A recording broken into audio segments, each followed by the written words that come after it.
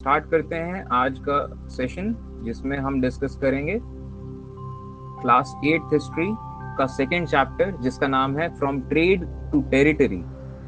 और ये इसका पार्ट 2 है। और दोबारा से मैं रिक्वेस्ट करूंगा कि जो सीरीज थी कि कहानी ब्रिटिश ईस्ट इंडिया कंपनी की, इस पूरी सीरीज को, इसके 2 पार्ट्स हैं, इसके दोनों पार्ट्स जरूर देखिएगा।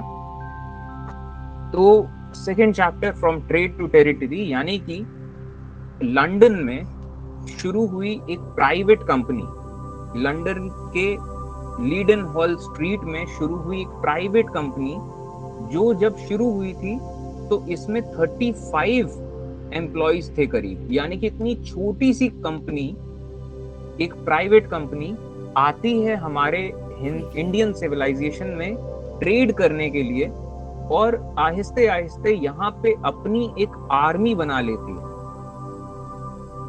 और यहाँ से फिर इतना वो पावरफुल हो जाती है कि यहाँ का वो टेरिटरी होल्ड करने लगती है, यानी कि यहाँ के पे राज करने लगती है। तो इस चैप्टर में हम बेसिकली ये ट्रांसफॉर्मेशन देखेंगे कि किस तरीके से एक कंपनी ट्रेड करने जो आई थी वो यहाँ की राजा कैसे बन गई। तो इस चैप्टर में बेसिक पॉइंट्स देखते हैं। तो सबसे पहला ये एक तरीके से समरी है इस चैप्टर की, क्लास 8 हिस्ट्री चैप्टर 2 की एक मोर और लेस समरी है। तो शुरुआत होती है जब ब्रिटिश ईस्ट इंडिया कंपनी आती है ईस्ट। तो ईस्ट की तरफ, यानी कि ये south east Asia and Asia, वहां की बात हो रही है। तो ईस्ट आती है ब्रिटिश ईस्ट इंडिया कंपनी, और यहाँ पे जो मसाले हैं और कॉटन है, सिल्क है, सॉल्ट पेट्री, ऐसी चीजों में ट्रेड करना शुरू करती है, ऐसी चीजों को खरीदती है। और इन प्रोडक्ट्स को खरीदने के बाद वो यूरोप में बेचती है, सेल इन यूरोप।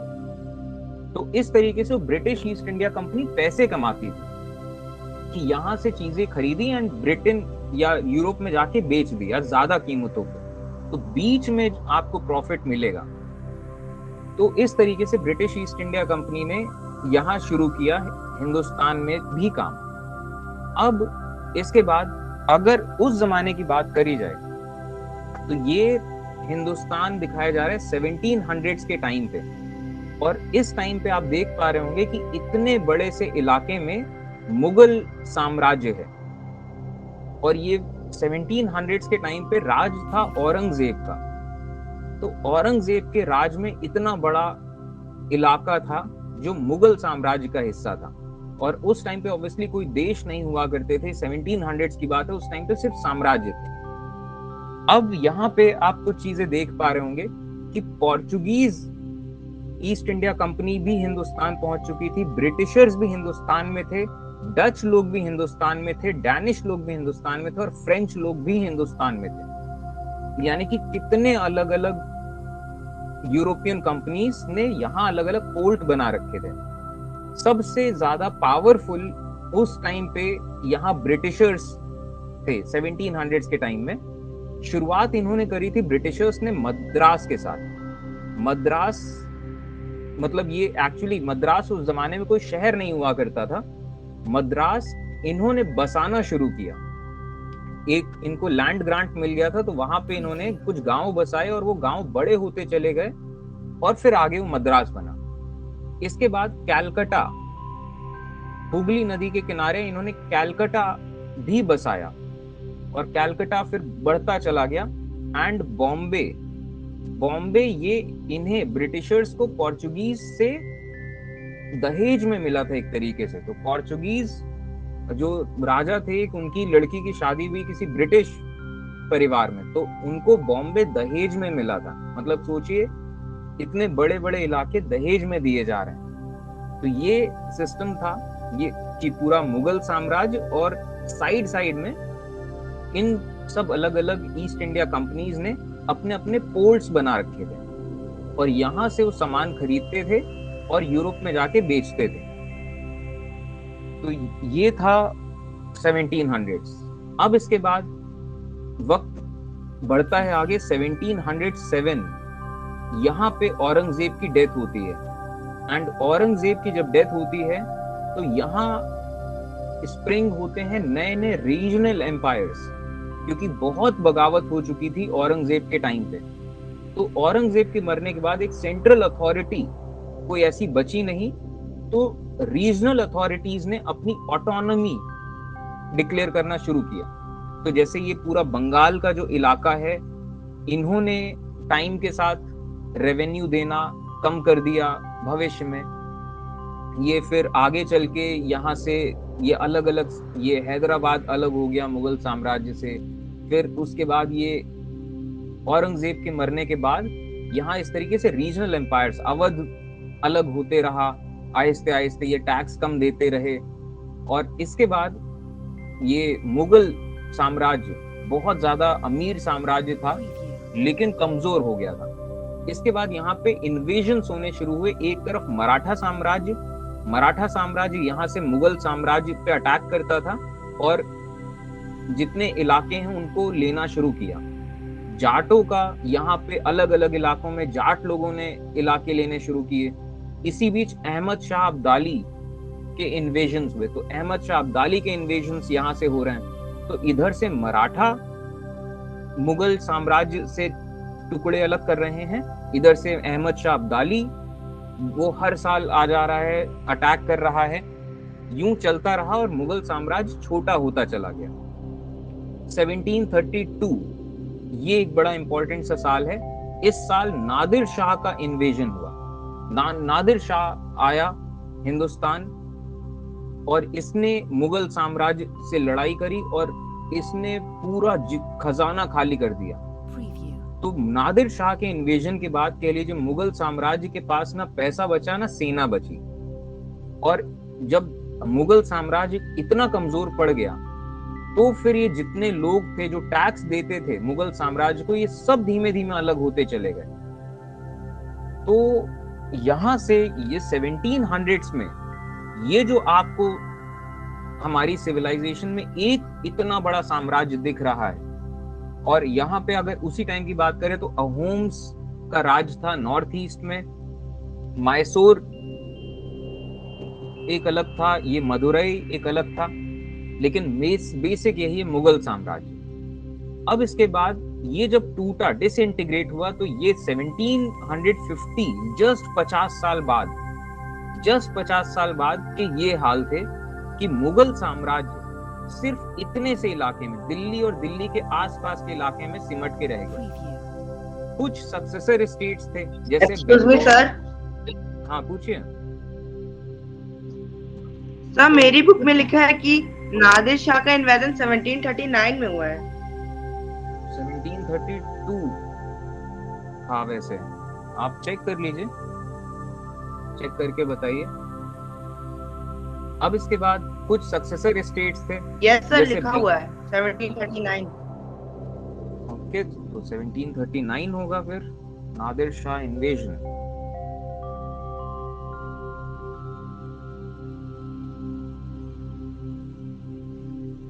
हम्म, 1739 है ये, सही बात है। तो इसको आप 1739 कर दीजिए, 1739, ठीक। तो कुछ सक्सेसर स्टेट्स थे, ये बंगाल अलग हो गया, अवध अलग हो गया, यहाँ के नवाब अलग हो गए, हैदराबाद अलग हो गया, ये कर्नाटक का एरिया, ये तमिलनाडु का इलाका, इसे कर्नाटक कहते हैं। इधर उड़ीसा वाले इलाकों को ये नॉर्दर्न सरकार्स कहते हैं।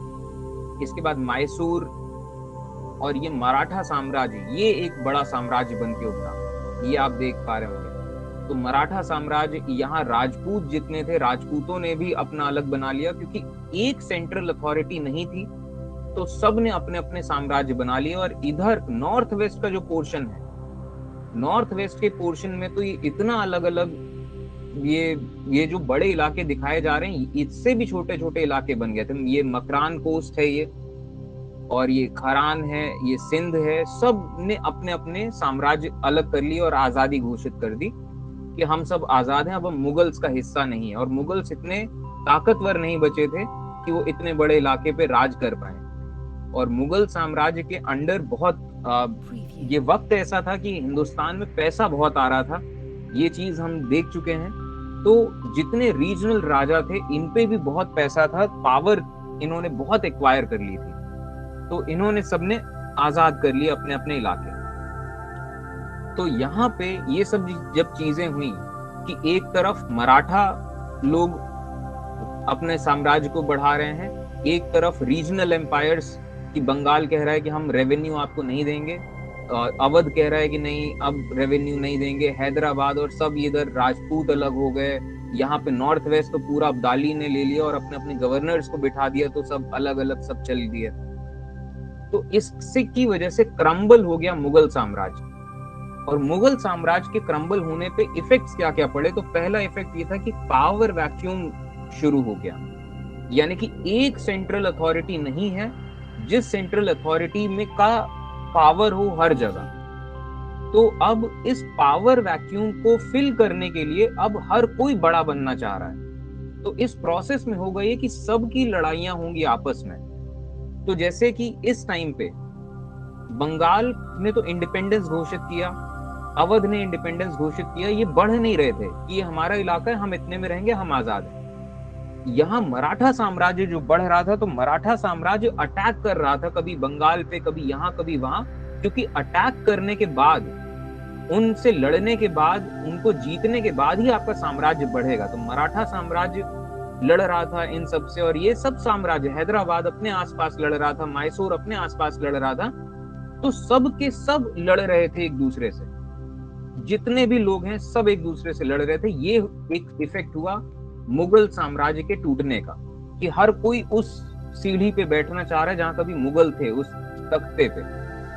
और इसी पावर वैक्यूम में कि एक सेंट्रल अथॉरिटी नहीं है, चांस मिला ब्रिटिशर्स को और फ्रेंच ईस्ट इंडिया कंपनी को अपने पैर जमाने का।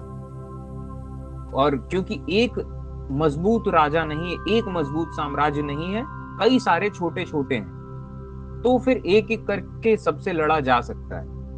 और एक और बहुत बड़ा इफेक्ट पड़ा, वो ये था कि हिंदुस्तान में अब क्योंकि मुगल सल्तनत जितनी थी, मुगल सल्तनत जब इतने बड़े इलाके में मुगल्स का साम्राज्य था, तो सबसे बड़ी सेना भी मुगल्स के पास थी। और जब लड़ाइयां हो रही हैं तो ठीक है, सबके सब ने अपनी सेना रखी है, लेकिन फिर भी एक सबसे बड़ी सेना के रिक्रूटर के सेंस में मुगल साम्राज्य था।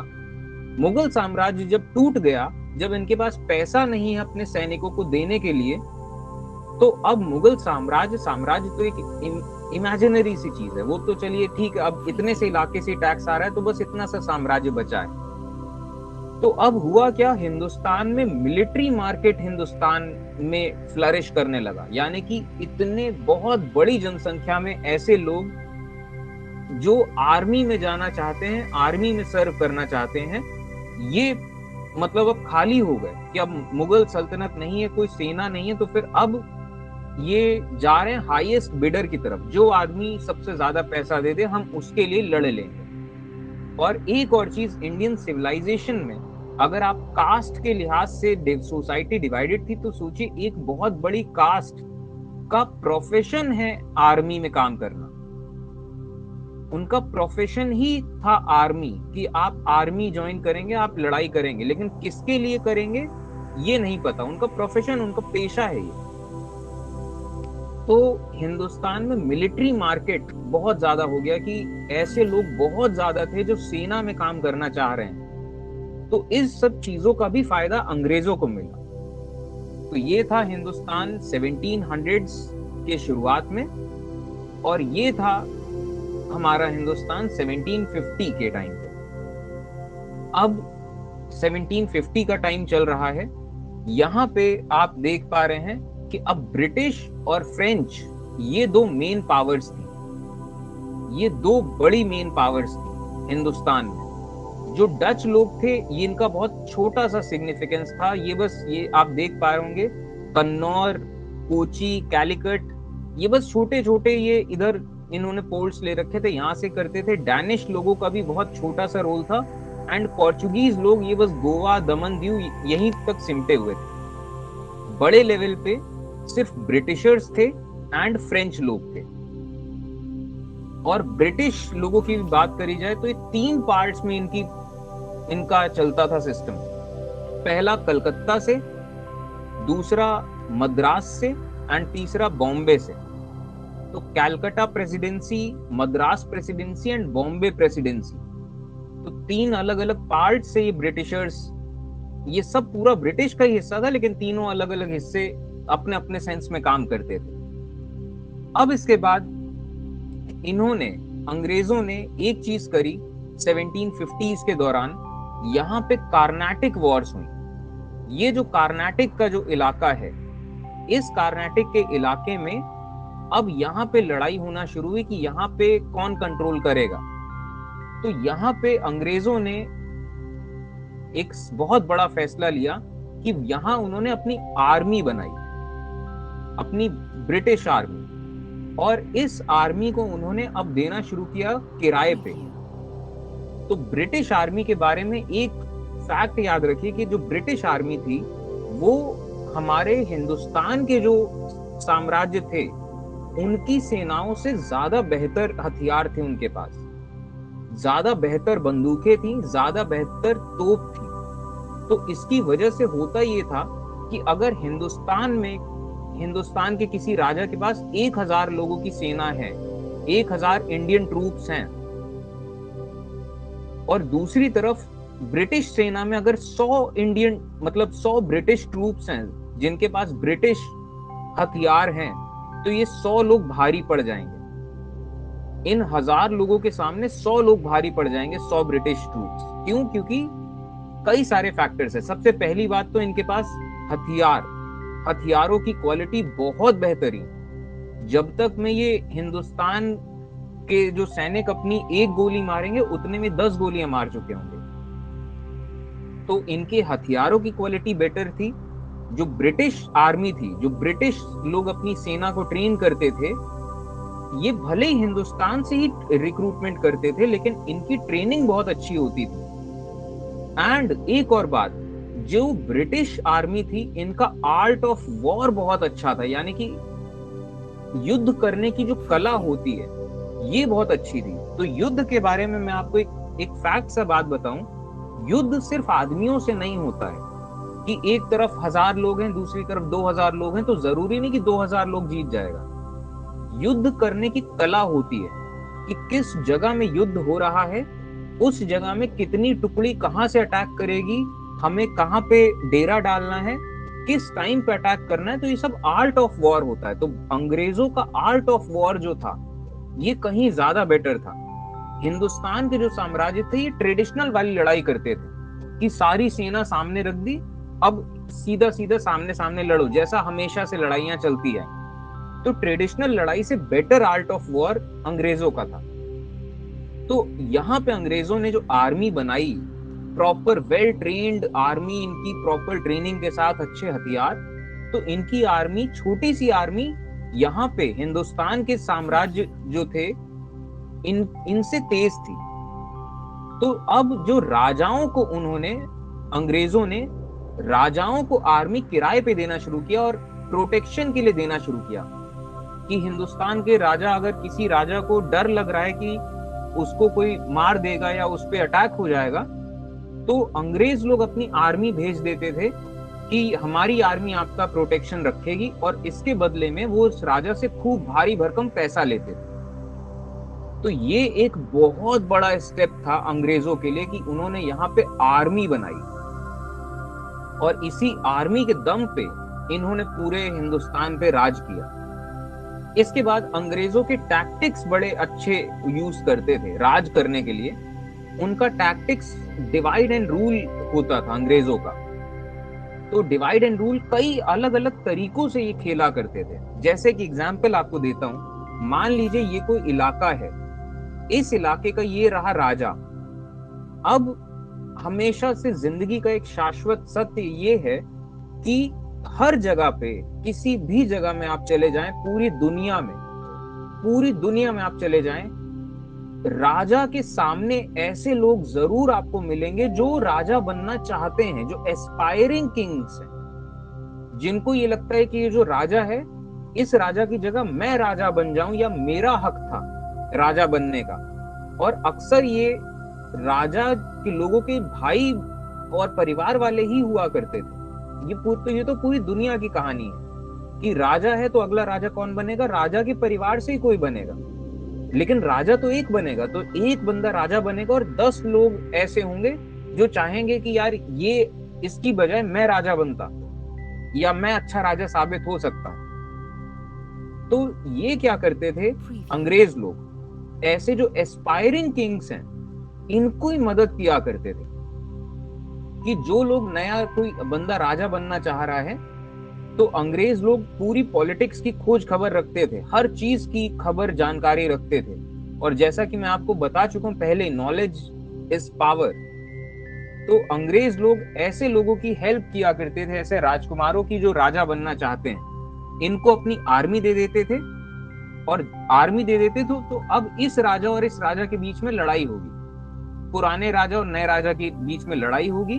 और जब लड़ाई होगी तो कौन कमजोर हो रहा है, ये राज्य ही तो कमजोर हो रहा है। और इसके बाद इंटरनल कॉन्फ्लिक्ट्स होंगे, इतनी राजनीति हो जाएगी इनके अंदर कि राज्य कमजोर हो जाएगा। इंटरनल कॉन्फ्लिक्ट्स जिस भी जगह में होते हैं, ये याद रखिएगा जिंदगी में, जिस भी इलाके में अगर इंटरनल कॉन्फ्लिक्ट्स हैं वो इलाका बहुत कमजोर हो जाएगा इकोनॉमी के सेंस में और हर चीज में इनस्टेबिलिटी वहां आ जाती है। तो एक तरीका तो ये था डिवाइड एंड रूल का।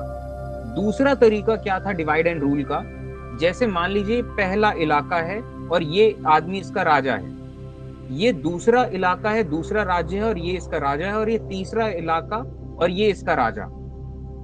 तो अब करते क्या थे ये अंग्रेज, अगर वो पहले से अगर लड़ाई करनी है, अगर इस राजा से अंग्रेजों को लड़ाई करनी है, तो वो इस चीज का ध्यान रखते थे कि ऐसा तो नहीं है कि हम पहले से लड़ाई करेंगे और ये तीनों एक साथ मिलके ये दूसरा और तीसरा कहीं इसकी मदद तो नहीं कर देगा। तो इस वजह से अगर उन्हें पहले से लड़ाई करनी है, पहले राजा से लड़ाई करनी है, तो पहले से ही वो दूसरे और तीसरे नंबर के जो राजा हैं, जो अलग अलग साम्राज्य, जो पड़ोसी साम्राज्य हैं, इनसे पहले से ही वो डील कर लिया करते थे कि हम इस राजा पे राज मतलब अटैक करने वाले हैं और आप लोगों को इसकी मदद नहीं करनी है, और इसके बदले में हम इस पहले राजा का राज्य जब जीत लेंगे तो हम इसकी जमीन आप में डिस्ट्रीब्यूट कर देंगे, हम इसकी थोड़ी सी जमीन आपको दे देंगे, थोड़ा सा हिस्सा आपको दे देंगे। तो ये दूसरे लोग खुश हो जाया करते थे, अरे ठीक है आप पहले पे अटैक करो, हम मदद नहीं करेंगे। तो ये सिस्टम हुआ करता था। तो क्या हुआ, ये डिवाइड एंड रूल हुआ। तो ये भी एक तरीका है डिवाइड एंड रूल करने का। तो जैसे कि मैसूर का साम्राज्य था, मैसूर इसका बहुत बड़ा एग्जाम्पल है। तो मैसूर का साम्राज्य को हराने के लिए अंग्रेजों ने ये वाली टैक्टिक्स का इस्तेमाल किया था कि इन्होंने हैदराबाद और मराठा साम्राज्य दोनों से इस तरीके की डील कर ली थी कि ये दोनों मदद ना करें मैसूर की, और मैसूर को हराने के बाद मैसूर की आधी से ज्यादा टेरिटरीज अंग्रेजों ने हैदराबाद और मराठा साम्राज्य में बांट दी थी। और ये वाली जो टैक्टिक्स थी कि एक राजा के आगे दूसरे राजा को खड़ा कर देना, यानी कि एस्पायरिंग किंग को, ये टैक्टिक्स इन्होंने कई जगहों पे किया है। और सबसे बड़ा एग्जांपल मराठा साम्राज्य है। मराठा साम्राज्य में जो पहली एंग्लो मराठा वॉर हुई थी वो ऐसे ही हुई थी कि एक जो पेशवा थे, पेशवा के आगे रघुनाथ राव जो थे, उनको इन्होंने मदद कर दी थी ब्रिटिशर्स ने कि हमारी तरफ से ये राजा है, और उनको अपनी आर्मी दे दी। तो अब मराठा साम्राज्य में ही आपस में लड़ाई हो गई। तो ये डिवाइड एंड रूल के टैक्टिक्स हैं। और तीसरा टैक्टिक्स जो था वो मैंने यहां जिक्र नहीं किया है, ये वाला टैक्टिक धर्म के आधार पे लोगों को डिवाइड करना। और ये तो तब आया था जब थोड़ा सा और आगे इतिहास में, तो यहीं से ये जो पाकिस्तान, ईस्ट पाकिस्तान, वेस्ट पाकिस्तान, ये सब चीजें धर्म के लिहाज से डिवाइड करना, जब राजनीति शुरू हो गई, जब पॉलिटिक्स शुरू हुई थी, तब इन्होंने ये काम किया था।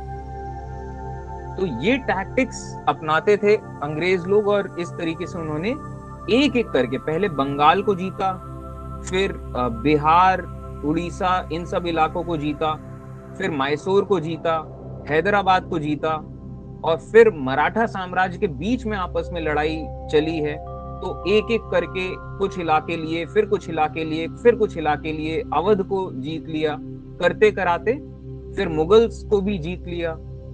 और फिर यहाँ रंजीत सिंह, पंजाब के जो राजा थे रंजीत सिंह, एक टाइम पे आके उनको भी हराया, पंजाब के इलाकों को ले लिया, और करते करते अफगानिस्तान को भी अपने अंडर कर लिया, फिर बर्मा पे भी अटैक किया, बर्मा को भी अपने अंडर ले लिया, और एक पॉइंट पे आके जितना पूरा इंडियन सिविलाइजेशन और आसपास का इलाका है सब के सब में ब्रिटिश ईस्ट इंडिया कंपनी ने राज कर लिया। तो यही चीज हम देखेंगे इस चैप्टर में। तो शुरुआत है British east India company comes east. तो कम्स ईस्ट की जब बात है तो यहां से हम शुरू करते हैं ब्रिटिश ईस्ट इंडिया कंपनी। तो ये रहा उस जमाने में जो यूरोप का जो मैप है, और आप यहां से देख पा रहे होंगे कि उस जमाने में कोई देश नहीं हुआ करते थे। यहाँ पे जैसे आज के टाइम में इस इलाके में आपको जर्मनी जैसा एक देश नजर आएगा, लेकिन यहाँ आपको जर्मनी जैसा देश नहीं नजर आ रहा है। यहाँ पे सर्बिया और कई सारे अलग अलग देश हैं, ये सब देश नहीं नजर आ रहे हैं। यहाँ पे इस पूरे इलाके में है ऑटोमान साम्राज्य। तो ये पहला ऑब्जर्वेशन तो आपको इस मैप को देख के ये करना है कि उस जमाने में अगर आप 1700s की बात करें तो उस जमाने में कोई नेशन स्टेट्स नहीं हुआ करते थे, कोई देश नहीं हुआ करते थे। अब इसके बाद आपने कई सारी ईस्ट इंडिया कंपनीज के बारे में सुना। तो ईस्ट इंडिया कंपनीज जो थी वो सब की सब शिप्स में सेल करती थी, समुद्री रास्ता था। तो समुद्री रास्ता उन्हीं के पास होगा जिनके पास समंदर होगा। तो ये जो वेस्ट वाला जो इलाका है यूरोप का, इन्होंने एक्चुअली ये शिप्स और नेवी बना के ट्रेड करना शुरू किया। शुरुआत करी थी पोर्चुगल ने, पोर्चुगल और स्पेन। सबसे पहले इन दोनों ने ये एक्सपीडिशन शुरू किए। तो पोर्चुगल और स्पेन इन दोनों इलाकों के लोग निकले थे, और इन्होंने नॉर्थ अमेरिका गए और साउथ अमेरिका गए, और यहाँ पे इन्होंने हेलो सर। साम्राज्य। हाँ पूछिए सर, स्क्रीन नहीं दिख रही है। नहीं सर, हमें तो दिख रही है सर। आप रिफ्रेश दिख रही है सर। तो इन्होंने नॉर्थ अमेरिका में एज़टेक साम्राज्य था, इस साम्राज्य को हरा के इसे अपनी अच्छा खासा हिस्सा इसे अपने अंडर ले लिया। साउथ में इंकाज थे, तो इंकाज को हरा के इनको अपने अंडर ले लिया।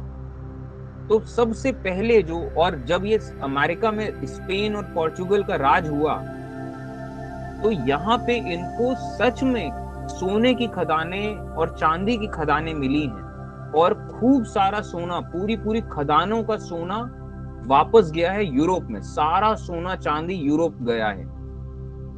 तो मतलब ये चीज थी कि सबसे पहले सुपर पावर्स जो बने थे यूरोप में, ये थे पोर्चुगल और स्पेन, और थोड़े बहुत लेवल पे डच भी। तो पोर्चुगल, स्पेन और डच, ये वेस्ट यूरोप का इलाका है। अगले पावर्स जो बने, न्यू पावर्स, ये थे Britain and France. Britain and France, इनके पास समंदर है। तो जिन जिन के पास समंदर था उनने अपने एक्सपेडिशंस किए हैं। और हंगरी, ये भी तो था यूरोप में, लेकिन हंगरी की ईस्ट इंडिया कंपनी नहीं है, क्योंकि हंगरी के पास समंदर ही नहीं है। ये उस टाइम पे रोमन साम्राज्य, समंदर नहीं है। इटली देश नहीं हुआ करता था, लेकिन ये जो अलग अलग है, नेपल्स, स्विट्जरलैंड, इन सब की वेस्ट ईस्ट इंडिया कंपनीज नहीं है। क्यों नहीं है? क्योंकि समंदर नहीं था इनके पास, और समंदर तक अगर ये पहुंचेंगे तो इन्हें इनसे लड़ना पड़ेगा ट्रेड करने के लिए, जो कि प्रैक्टिकली इम्पॉसिबल है, इतने सारे लोगों से लड़ाई करना। अब इसके बाद जब इंडस्ट्रियलाइजेशन शुरू हुआ यूरोप में, जब यूरोप में इंडस्ट्रियलाइजेशन शुरू हुआ और यूरोप का डेवलपमेंट शुरू हुआ, तो 1900s के आसपास तक आते आते एक नई पावर उभरी। इतने पूरे इलाके में एक देश बना, एक इलाका बना जिसका नाम था जर्मनी, और ये ऑटो वान बिस्मार्क ने बनाया था। ये इन सब चीजों का जिक्र आप क्लास 10th में पढ़ेंगे। तो जर्मनी ये देश बना, और जर्मनी अच्छा खासा एक, कह लीजिए, पावरफुल होते रहा।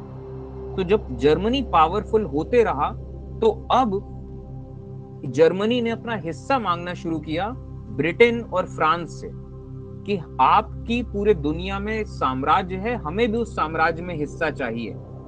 और इसी वजह से फिर ये फर्स्ट वर्ल्ड वॉर जो आप सुनते होंगे, फर्स्ट वर्ल्ड वॉर एंड उसके बाद सेकेंड वर्ल्ड वॉर, ये शुरुआत दोनों ये वर्ल्ड वॉर्स जर्मनी में हुई थी। एंड क्यों हुई थी? क्योंकि ये नया चैलेंजर था, तो नए चैलेंजर को पुराने चैलेंजर से लड़ना पड़ेगा साम्राज्य के लिए।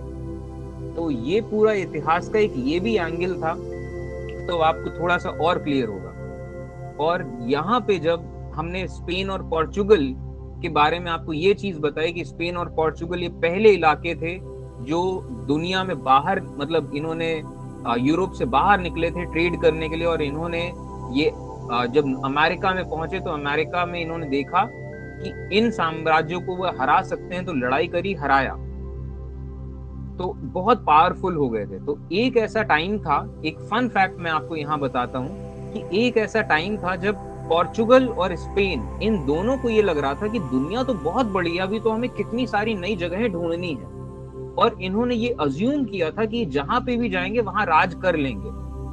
तो इन्होंने, इन दोनों के बीच में लड़ाई शुरू हो गई, पोर्चुगल और स्पेन के बीच में कॉलोनी के लिए कि हमारा इलाका कौन सा होगा।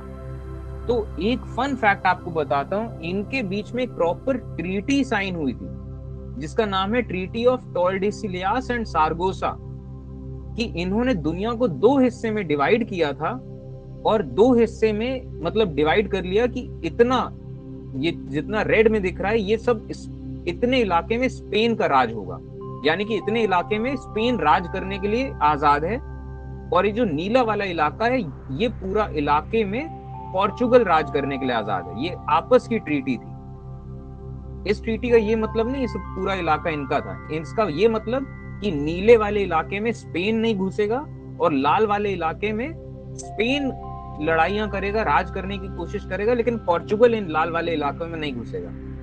तो दुनिया को दो पार्ट्स में इन्होंने, स्पेन और पोर्चुगल ने डिवाइड कर लिया था, ये सोच के इतने में हम अटैक करेंगे, इतने में तुम अटैक करो, आपस में नहीं लड़ना है। तो ये बड़ा एक फन फैक्ट था कि देखिए दुनिया को इस तरीके से डिवाइड करके इन्होंने ये सोचा था कि हम इतना राज करेंगे। खैर, तो ये सब चीजें हैं। तो अब ब्रिटिश ईस्ट इंडिया कंपनी ये आती है ईस्ट, यहाँ पे चीजें खरीदना शुरू करती है, यूरोप में बेचना शुरू करती है।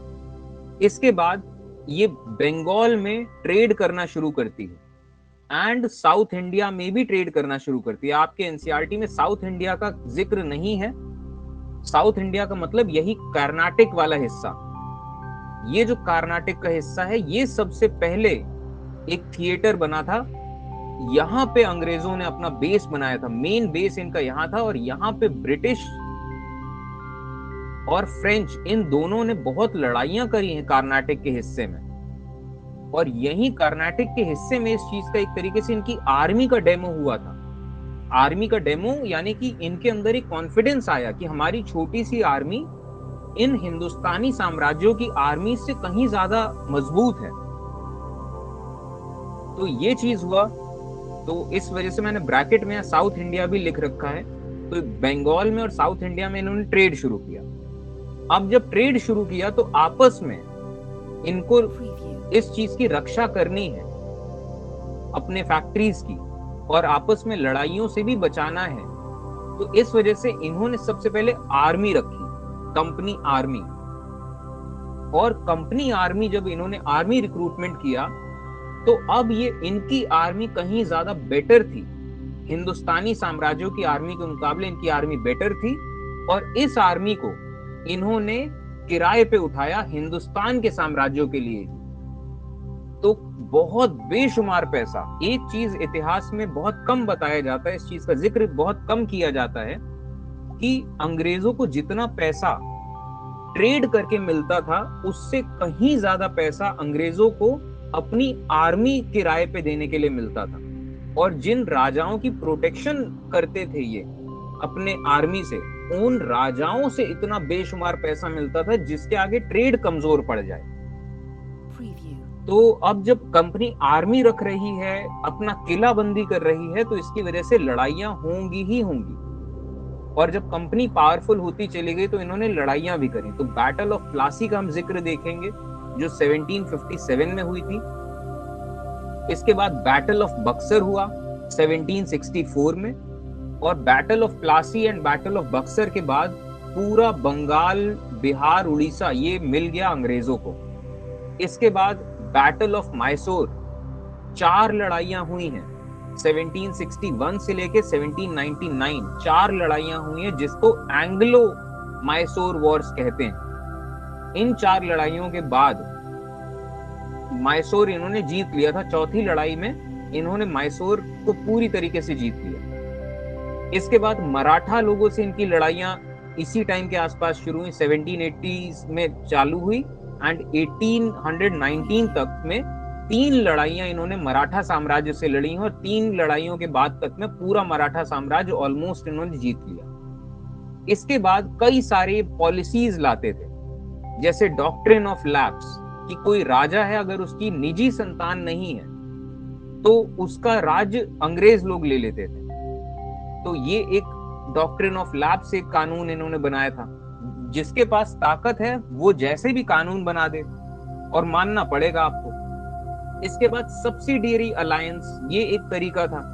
सब्सिडियरी अलायंस बेसिकली ये तरीका था कि किसी भी मतलब राजा के राज्य में अपनी ब्रिटिश सेना को भेजना कि ब्रिटिश सेना उसके राज्य में रहे, उस राजा की प्रोटेक्शन के लिए। तो राजा तो प्रोटेक्ट हो जाता था कि राजा का राज्य कहीं नहीं जाएगा। अब उस राजा के राज्य में बगावत हो जाए तब भी ब्रिटिशर्स उस बगावत को दबाएंगे, राजा राजा बना रहेगा। कोई दूसरा राजा अटैक करेगा तब भी ब्रिटिशर्स उससे लड़ाई करेंगे, राजा हमेशा राजा बना रहेगा। लेकिन इसमें दिक्कत क्या है कि राजा की पावर खत्म हो गई, कि ब्रिटिश ट्रूप्स पूरी जब रहेंगी किसी भी टेरिटरी में, तो यानी कि उस जगह में ब्रिटिशर्स का राज हो गया, फिर उस राजा का राज्य नहीं बचा। और इसके बाद सब्सिडियरी अलायंस में ये कंडीशंस भी होती थी कि वो राजा बिना अंग्रेजों की परमिशन के किसी दूसरे हिंदुस्तानी राजा से डील नहीं कर सकता। तो ऐसी कई सारी कंडीशंस हुआ करती थी जो मजबूर हो जाते थे लोग मानने के लिए। क्यों? क्योंकि भाई जो उसके पास ताकत है उसकी बात माननी पड़ेगी। तो ब्रिटिशर्स के पास ये आर्मी की जो ताकत थी ये बहुत बड़ा इनके लिए एडवांटेज थी। तो इन्होंने एक कंपनी आर्मी बनाई, और ये करते करते इन्होंने फिर मतलब अगला जो टॉपिक लास्ट में जो आएगा ये है क्लेम टू पैरामाउंसी। पैरामाउंसी का मतलब होता है सर्वोच्च लेवल पे या शिखर पे बिल्कुल। तो इन्होंने ये प्लासी में बंगाल हराया, बक्सर में बिहार उड़ीसा को भी जीत लिया, मैसूर को जीत लिया, मराठा साम्राज्य के पूरे इलाके जीत लिए, बचे कुचे इलाके इन्होंने डॉक्ट्रिन ऑफ लैप्स से जीते, सब्सिडियरी अलायंस से जीते। अब इसके बाद इन्होंने सिख साम्राज्य को हराया, नॉर्थ ईस्ट के साम्राज्यों को हराया, बर्मा को हराया, और करते करते पूरी इंडियन सिविलाइजेशन में और इंडियन सिविलाइजेशन के आसपास के इलाके में अंग्रेजों ने राज कर लिया। तो ये पूरा एक तरीके से समरी है 8th हिस्ट्री चैप्टर 2 का। इसी चीज को हम डिटेल में पढ़ेंगे इस चैप्टर में। तो ये समरी इसलिए बताया था कि आपको एक माइंड मैप जो एक होता है, ये माइंड मैप क्लियर हो जाए कि क्या क्या हुआ एंड कैसे कैसे हुआ। तो ये सब चीजें चलती रही, और फिलहाल आज के लिए इतना ही।